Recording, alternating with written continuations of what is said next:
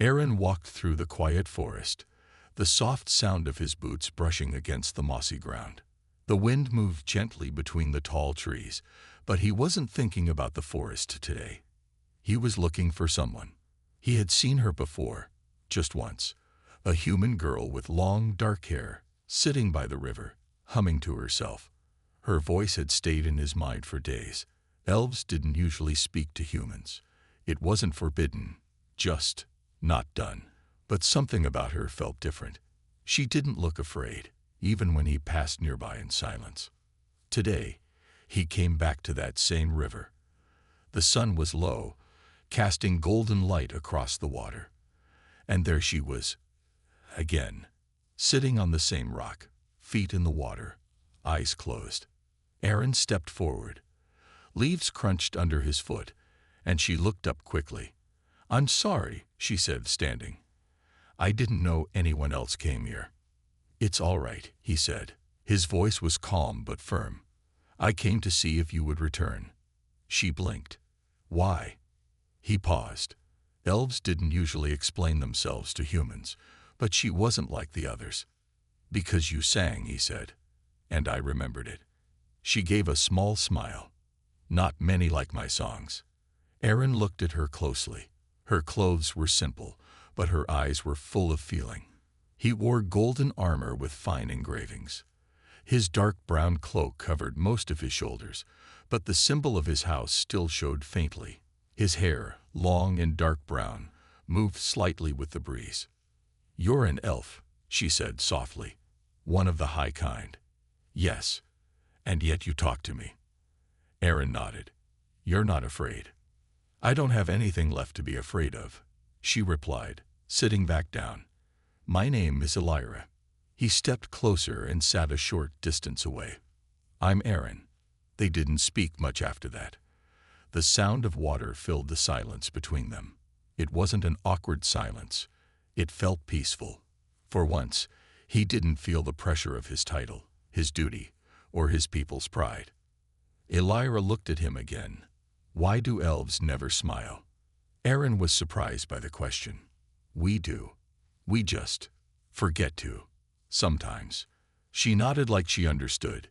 "You should try." He turned to her and smiled. Just a little. She smiled back. From the trees nearby, a golden figure stood hidden.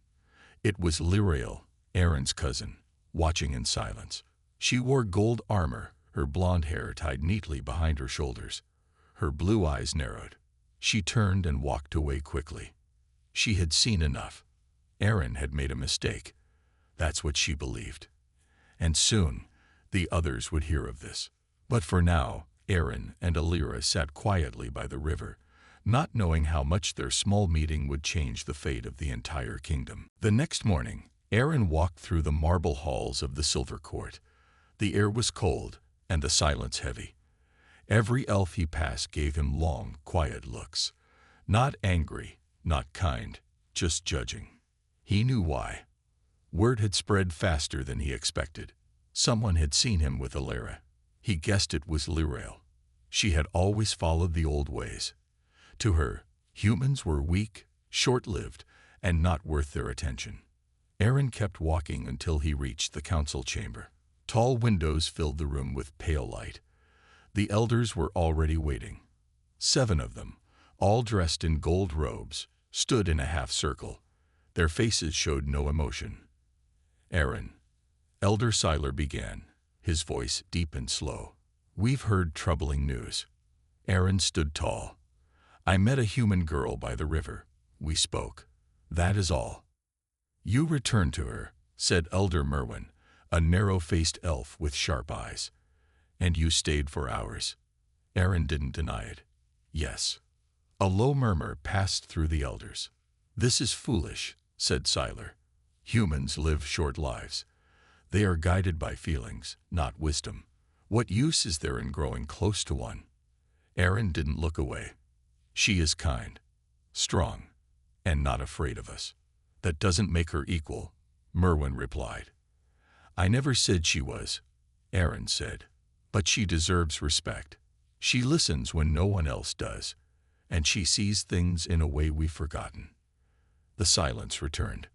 After a moment, Elder Phelan spoke softly. Aaron, you are prince of the Twilight Realm. Your heart is not just your own. Your choices will echo across the land. I know, Aaron said, but this choice feels right. The council looked at each other. Sylar finally said, you are not forbidden to speak to her, but be warned. This path leads to pain. Do not bring shame to your people. Aaron bowed his head slightly. I understand. He left the chamber without another word. As he stepped outside, he saw Lirael waiting by the stone steps. Her armor shone in the morning light. You could have denied it, she said. I won't lie for your comfort, he replied. You're risking everything, she said sharply, for a human who will be gone before your first wrinkle. Then let me be the fool who chose love over pride, he said, walking past her. She didn't follow. Later that day, Aaron returned to the river. The Lyra was already there, barefoot in the grass, feeding birds with crumbs from a cloth. She smiled when she saw him. You came back. He sat beside her. I told them the truth. She paused. What did they say? That I'm a fool, he said. Lyra looked down, then whispered, maybe you are. Aaron chuckled. Then let me be your fool. She didn't answer, but she reached for his hand. He took it without hesitation. They sat together until the sun dipped low, unaware that the kingdom was already beginning to shift around them. Aaron and Alira's meetings by the river became a secret routine. Every evening, when the sky turned soft and orange, he would come, and she would be waiting. They talked about everything. Stories of the forest, dreams for the future, and fears hidden deep inside. One day, Elira told Aaron about her past. Her voice was quiet, almost a whisper. My village was burned, she said. The war took everything from me. My family, gone. Aaron listened without interrupting. He reached out and gently squeezed her hand. Why did you stay here? He asked. I tried to leave once, she said, but the forest felt like home, even when it was empty. Aaron looked at the trees around them, tall and ancient. The forest can heal, he said softly. Elira nodded.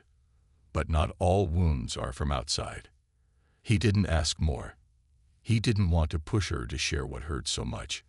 Instead, he told her about the elves, how they had rules that kept them apart from humans, how he didn't want those rules to control his heart.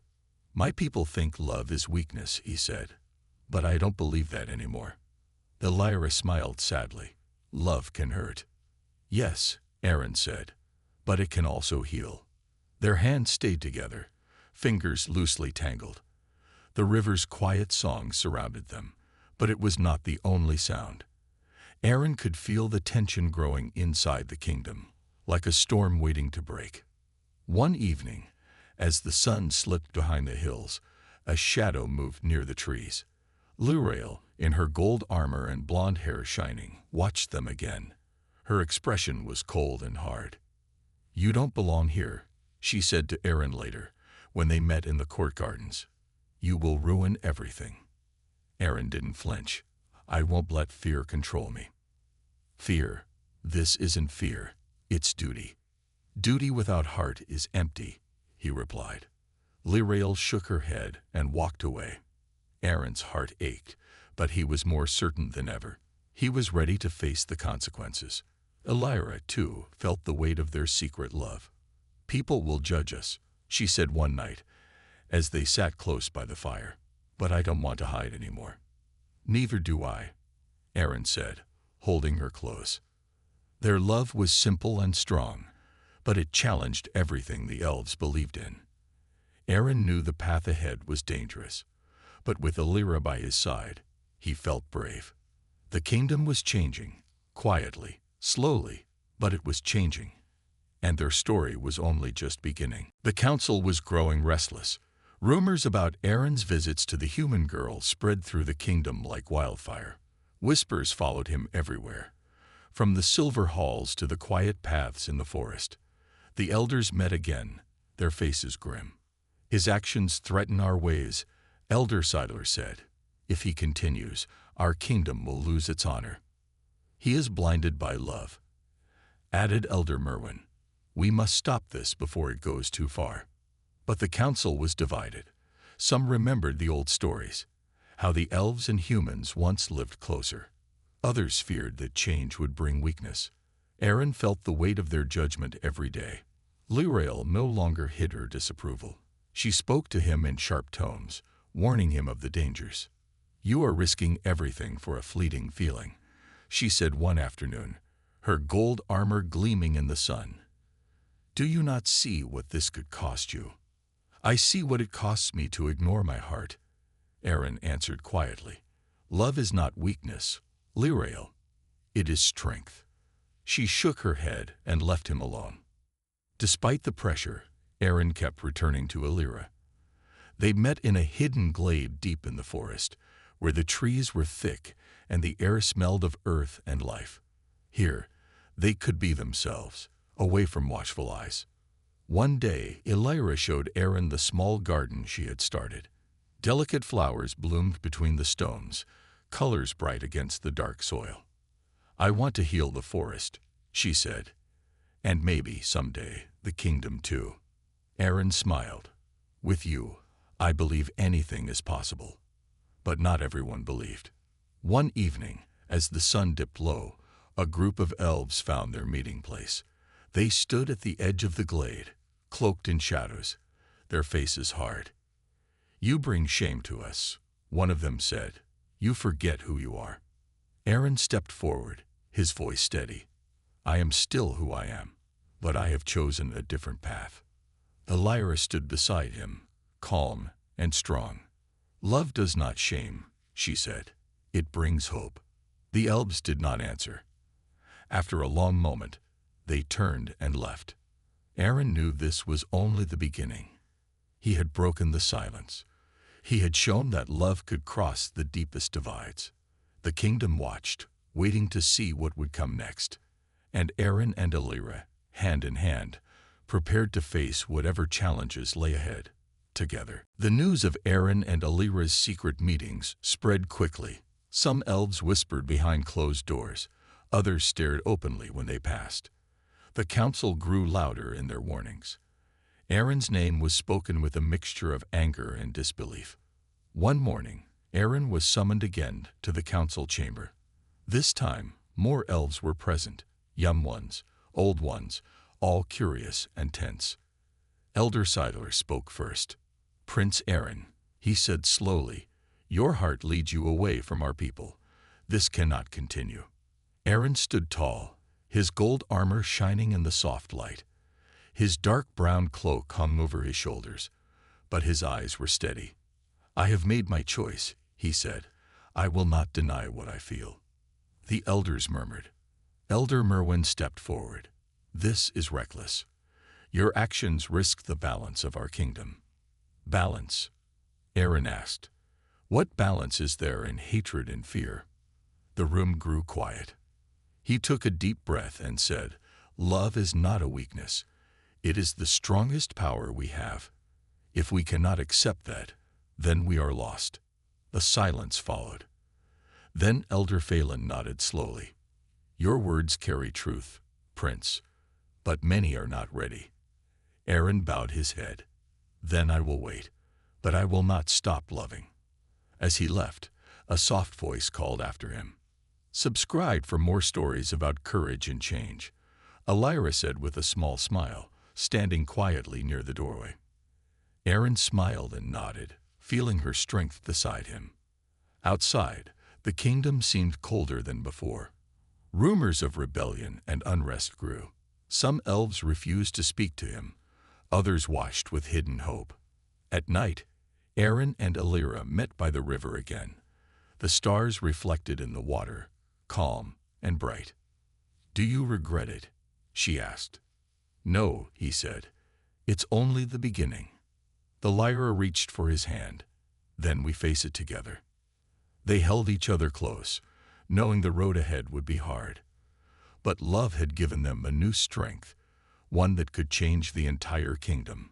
And deep inside, Aaron believed they were ready. After the council meeting, Aaron felt the weight of his choice more than ever. His old life was slipping away, and with it, the comfort of the familiar. Luriel stopped speaking to him altogether, and many elves looked at him with cold eyes. But Aaron didn't regret a single moment. He and Elira decided to leave the Silver Court. They could no longer live where they were not welcome. So, with only a few belongings and hope in their hearts, they moved to the edge of the great Elvenwood, the place where the forest met the open fields. There, among the trees, they built a small home. It was simple, made of wood and stone, but it was theirs. Elira planted flowers and herbs around the house. Aaron helped her clear the land and made a small garden. Their days were quiet but full of meaning. Aaron hunted in the forest and shared stories of his people with Elira. She taught him how to care for the plants and heal with herbs. One afternoon, a child came to their door. She was pale and weak, with a fever burning in her eyes. "Please," the child's mother said, clutching her hand. "Can you help her?" Elira nodded and took the child inside. She worked gently, using the herbs she had grown. Aaron stayed close, watching her care with tenderness and skill.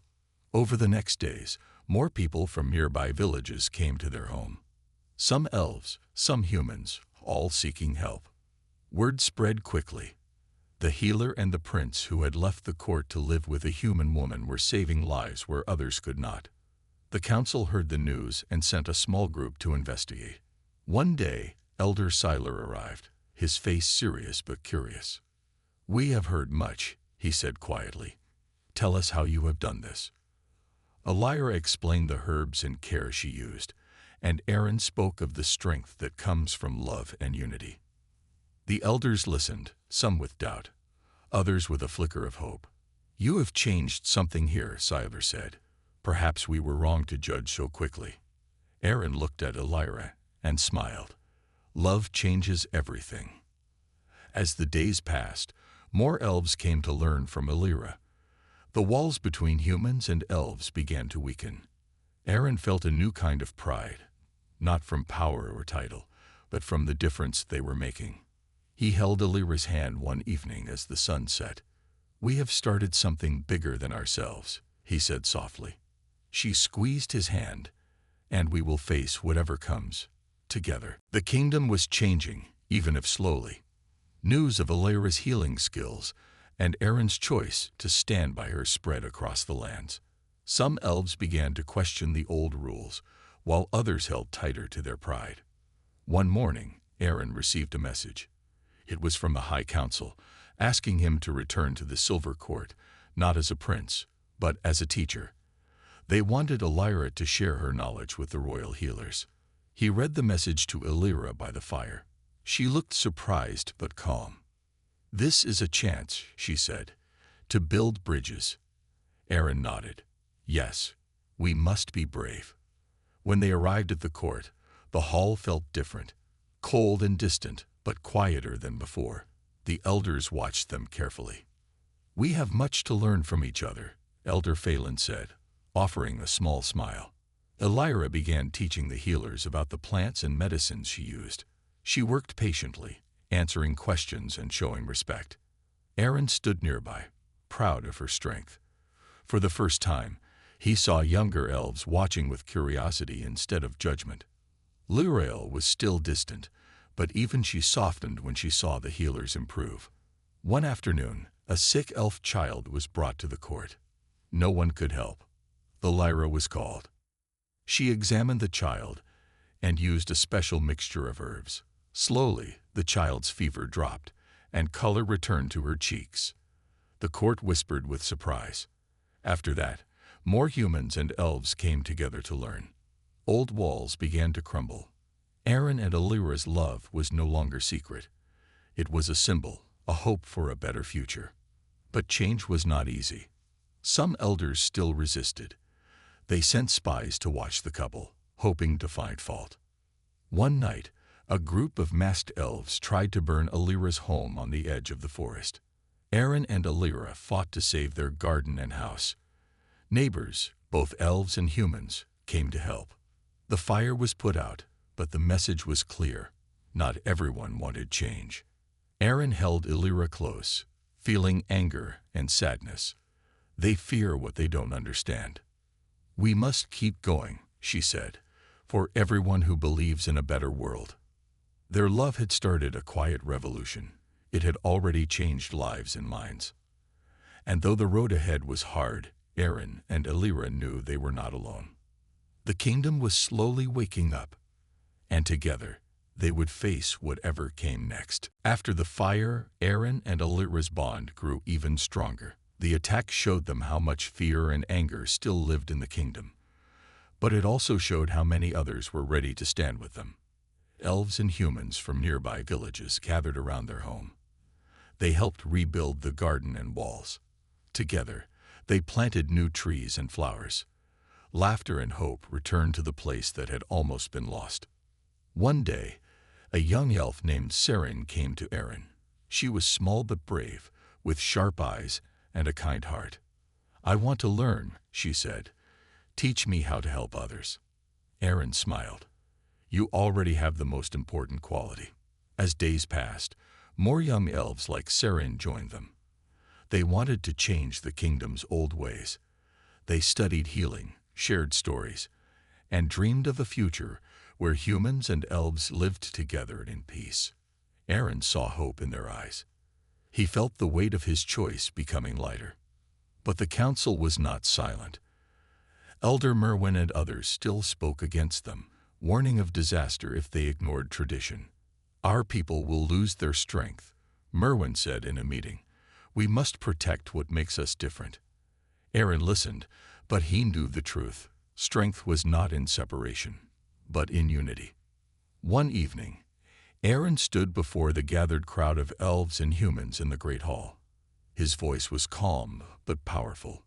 "Fear keeps us apart," he said, "but love and understanding bring us together." The room was quiet. Many nodded, but some faces remained doubtful. After the speech, Lirael approached Aaron. This time, her eyes were softer. "You have changed much," she said. "Perhaps there is a new way." Aaron nodded. "We all have a choice." The next day, a messenger arrived from the human king. He invited Aaron and Elira to visit his court. The first meeting between the elven prince and the human king in many years. Aaron felt the importance of this moment. It could open new doors, or close them forever. He took Elira's hand. "We face the future together." She smiled. "Always." Their journey was far from over, but for the first time, the kingdom felt like it might heal.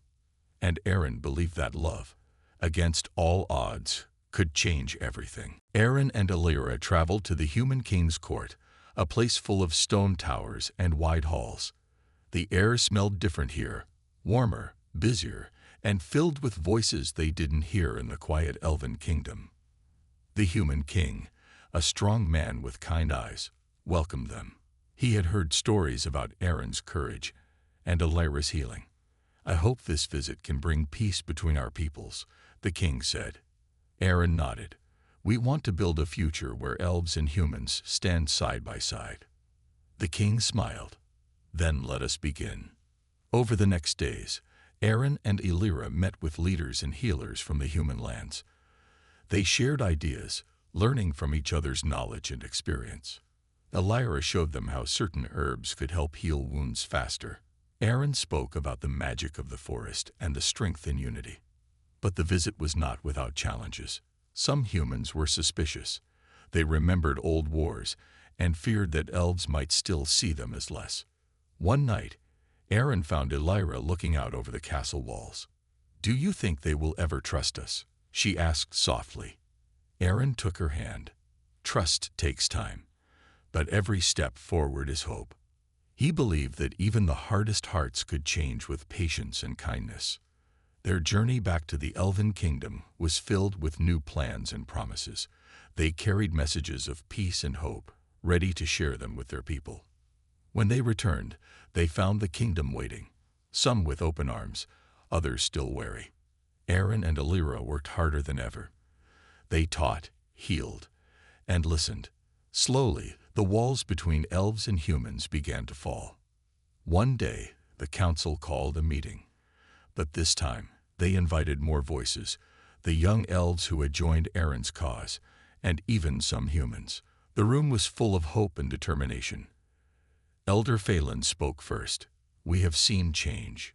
We must embrace it." Luriel, who once stood against Aaron, now nodded. "Our people are stronger together." Aaron felt a new pride, not from a crown or armor, but from knowing that love and courage could change a kingdom. As the meeting ended, Alira whispered, "We did it." Aaron smiled. This is just the beginning. Their love had faced fear and doubt. It had challenged old rules and broken down walls. And now, it was ready to build a future where everyone could belong. The kingdom was not the same as before. It had changed because of Aaron and Alira's love and courage. The old fears were still there, but they were quieter now. Aaron stood on a balcony overlooking the kingdom. The sun was setting, casting a warm glow over the trees and villages below. Elira joined him, her blonde hair shining in the light. "Do you remember when we first met?" she asked softly. Aaron smiled. "It feels like a lifetime ago." They had faced so much: judgment, danger, and loss. But they never gave up. "Our love changed everything," Elira said. "It showed people a different way." Aaron nodded. "It gave them hope." The council had become more open. They worked with humans and elves together to rebuild the kingdom stronger than before. Old traditions were respected, but new ideas were welcomed. Young elves like Seren taught healing and kindness. Humans and elves learned from each other, sharing skills and stories. One day, the kingdom held a great celebration. Elves and humans danced side by side. Laughter filled the air. Even Luriel smiled as she watched the joy around her. Aaron and Alira stood together in the crowd, hands joined. "Look at what we built," Aaron whispered. "A kingdom of love," Alira said. They knew challenges would still come. Not everyone would agree, and fear might return. But they were ready. "Together, we are stronger," Aaron said. "Always," Alira agreed. Their love had started as a secret. It had grown into a light that changed the whole kingdom. And as the stars appeared in the night sky, Aaron and Alira dreamed of a future filled with peace, hope, and love for everyone.